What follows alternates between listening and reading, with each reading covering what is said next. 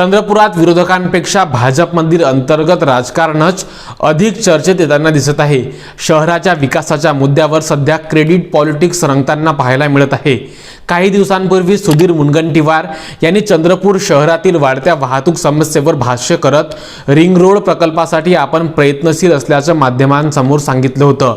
Ring रोडमुळे शहरातील वाहतूक कोंडी कमी होईल, अपघातांवर नियंत्रण येईल आणि शहर विकासाला गती मिळेल असंही त्यांनी म्हटलं होतं।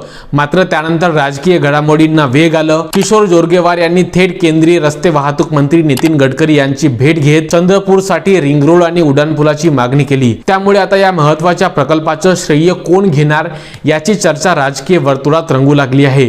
शहरातील नागरिकांसाठी वाहतूक कोंडी, वाढते अपघात, अरुंद रस्ते आणि सततची ट्रॅफिक समस्या हा खरा चिंतेचा विषय आहे। पण दुसरीकडे भाजपमधील दोन गटांमध्ये श्रेयवादाची स्पर्धा सुरू असल्याचं बोललं जात आहे।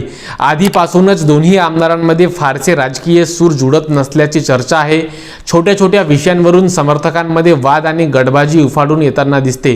त्यामुळे आता रिंग रोडच्या मुद्द्यावर सुरू झालेली ही समांतर हालचाल चंद्रपूर भाजपमध्ये नव्या राजकीय संघर्षाची सुरुवात ठरणार का, अशी कुजबूज दोन्ही गटांमध्ये सुरू झाली आहे।